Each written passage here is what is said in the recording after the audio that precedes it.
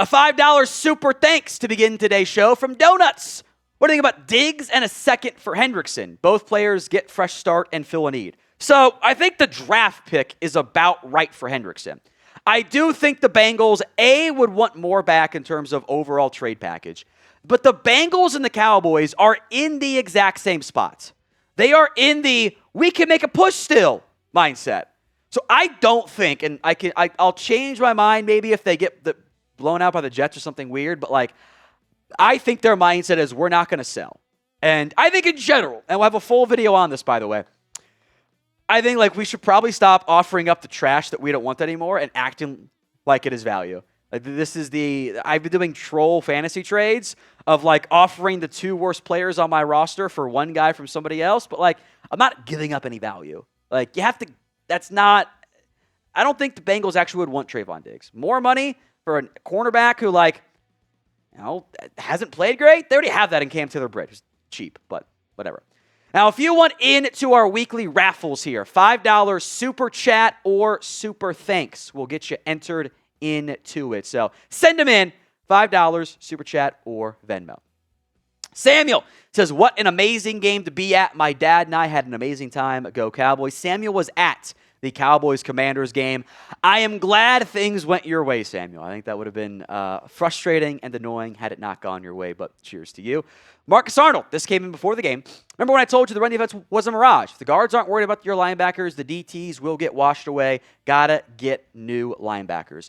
I thought better play overall in Week 7 from your linebacking core. Kenneth Murray made the comment. He did a lot of team-focused film study together. I still have doubts, how good are they really going to be long term, but especially Murray. But I thought progress this past year. From picking you off, feels like our defense died that Seattle versus Dallas Thursday Night Football game back in 2023. I went back and did the numbers, including that game. The Cowboys defense over that 17 plus 14 game sample size is allowing 27.5 points per game. That is, if you count the playoff game for the Cowboys, which I did, that's the worst in the NFL. If you don't count the playoff game for the Cowboys, it's the second worst in the NFL. It's been bad. Are you buying overall, folks, that this Cowboys defense is fixed? Y for yes, N for no. Let me know in the comments section, the pinned comments of today's show. What does it matter, brah, is in to our raffle. Thank you, my friend. Sounding the alarm now. Jerry already floated the idea we have enough to compete. He will stand pat again and will come up short. And because of it, Dak will get blamed again, rinse and repeat. I do think, even if you make a trade, you're probably not going to be good enough on defense to go win the whole damn thing. That's probably not where you're at overall. So from that mindset, yeah, I'm inclined to agree. But can you do it in a way to help you out short-term, long-term, make a better playoff push? Yeah. Marcus Arnold, a 5th and Sam Williams for Chubb. I don't know what Bradley Chubb's trade value truly is. If I could get him for a 5th, even if he was just a rental, I do that so fast. I don't really get that trade very much for the Dolphins side of things. Because he's cheap this year. And he's got no guaranteed money outside of injury stuff. If I could do that, yes, I have doubts that he would go for that little. Who knows? And he says a Ford for Crosby, so I think he means a 4th for Crosby. Not even close on the trade value. It is a first plus for Maxx Crosby, and the Raiders don't want to trade him, and they just paid him this offseason. The way it actually sets up is it is doable because it's all in future guaranteed base salaries, but I would be pretty stunned if the Raiders traded away Maxx Crosby right now. We could maybe revisit in the offseason, but I don't see a Maxx Crosby trade happening right now.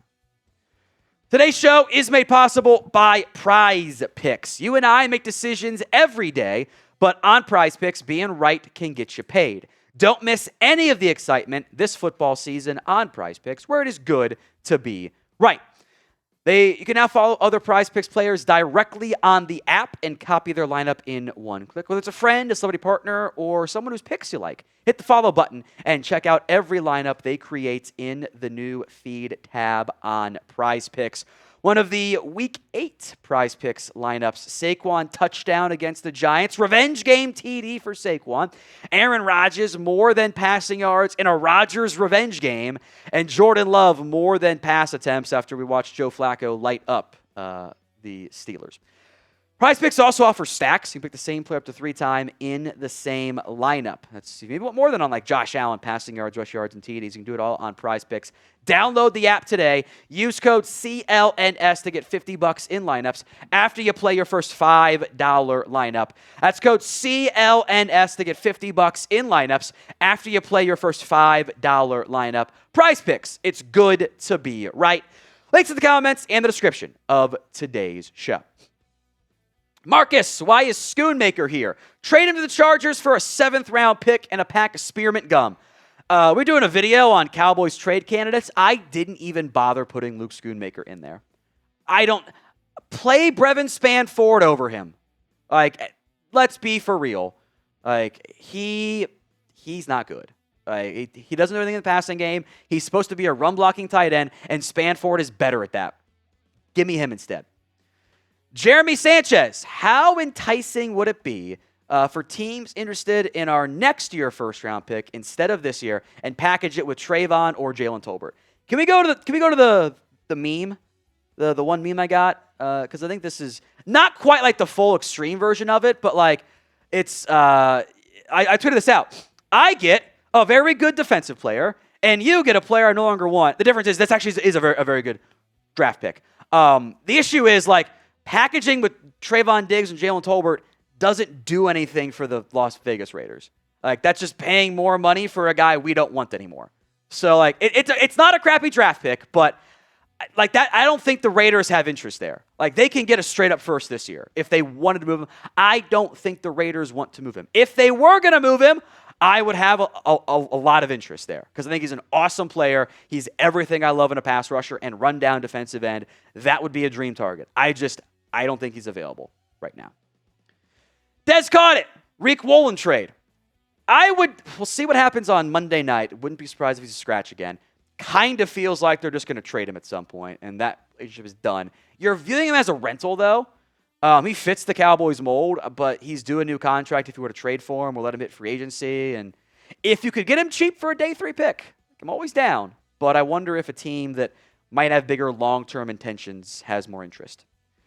Name a player who you want to trade for. Let me know in the comment section of today's show. William Cook, $10 again. That's 3 more entries. Once Overshown is here, who is benched in the base defense? Think he becomes more of a pass rusher. I'm not opposed to trying it, actually. I think he can do it. I don't know if he can be your Micah replacement, like actually be a full-time pass rusher. That might be asking for a bit too much, but I will also, I don't really care who you bench. Like, my answer should be Kenneth Murray. Like, that's who you should bench. You should just ride with Shamar James and DeMarvion Overshown as your off-ball linebackers even when you're outside of the base defense, and you're in that nickel package. Like, that's what I would ride.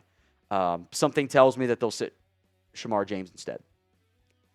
From Join the Dak side, what linebackers are available in a trade? It's a good question. I don't know if Demario Davis wants out of New Orleans, if Jordan Brooks is worth it. I think Logan Wilson actually might be available from the Bengals. He's kind of been benched. Are those guys better than what you have? It's actually very possible. Could you bring him in on a cheap rental contract? Maybe. From The Mandalorian, how about Danielle Hunter? Yeah, I wouldn't get you upset there either. Again, we're filming this before the Texans game on Monday Night Football, but worst case, they're going to be 2-4. I doubt they're going to be giving up on their contender dreams. They just paid Hunter again in the offseason. They have a young QB. I don't think that's a guy that, like, within reason is like, you can trade a first-round pick for him and go get him, but that doesn't make sense for you. How many trades did the Dallas Cowboys end up making before this year's NFL trade deadline? Let me know in the comments section of today's show. Abjapawar, did you feel in yesterday's game that Shotty was conservative towards the end? Also, I felt our offensive line is still weak in some areas, such as the tackles. Yes and no. You're not really allowing that many pressures. They did mostly come from Guyton and from Steele, but we're talking like less than 1 every 10 plays they're getting beat. Like it's not been a huge issue. And with the way your quarterback is currently playing, I think you get beat back, everything looks a little bit better there. So I'm not that worried about the offensive line. I think that they're young and they're getting better. That's promising. I thought they continued to grade out oddly low in run blocking, which like doesn't make sense with the way they've run the ball. I find the grades are weird on PFF. They did get conservative. That's fine. You're up by 20 points in the fourth quarter. Like I'm not gonna. You can be conservative in the fourth quarter. Frankly, you should have been more conservative and pulled back in the game because that game was over. Marcus Arnold. Seriously, I would trade a first for a really good right tackle. The safety was Steele's fault. I'll go back and watch, but it sure looked like to me that was Luke Schoonmaker getting cooked by Daron Payne. I'll go back and watch because I haven't watched the offense yet. I tend to watch the defense first on the All-22s on Monday because, well, the offense is doing good stuff. I don't have to freak out about it so much. I don't know what good right tackle is available for you. That's the issue. I don't know if there's even one remotely on the market. For more Cowboys YouTube videos, hit that sub button. We are live on Mondays and Thursdays, plus game days as well. So tune in and don't miss any of the Cowboys Report, youtube.com/CowboysTV. Daniel M. I would go get Jermaine Johnson from the Jets, but I also say the Jets want to unload Quinnen Williams. Dallas did have interest, but again, why do I have 3 $20+ million a year defensive tackles on my roster? I'm dumping somebody after this year, and I'm not going to get good value back on that guy, so I'm giving up extra assets for a minimal upgrade. Again, that doesn't really, like, you had interest in Quinnen as part of what you got Kenny Clark back for. That's where that interest came from. I don't think it makes sense right now. If you cut Kenny Clark in the offseason, I guess you can revisit, but, like, again, why'd you do that in the first place when, like, Kenny's actually playing pretty well for you? I would call about Jermaine Johnson as well. I don't know what the asking price is, but they're bad, so you can call. From Jariah, I can use both first-round draft picks, move back in the draft, and pick up 2 first-round picks at the same time. He's kind of doing some Jerry circular logic a little bit there, but I do think trading down with one of those first-round picks, if and when we get there, does make sense. I think extra ammunition to trade down in the draft, I like doing that. It gives you more shots in terms of the available options. From Barty, who is the biggest domino waiting to fall before the deadline? I think there are several teams that are in the market for edge help. I just don't know who it actually is going to make the first deal. Like, I don't think Hendrickson's going to be there. Do the Dolphins make a trade and move on from one of their edges? Like, that might be your first one. There's no, like, it's not like the NBA where, like, everyone's waiting on so-and-so to sign. So I don't know if there's a massive domino left to fall, or like this offseason where we're all waiting for the first quarterback to go sign somewhere and ended up being Russ. Worked out pretty funnily. I just think they're semi-connected at the same spot, but might get some movement Monday, Tuesday, and I bet the week of the trade deadline going into it, we'll get some more action.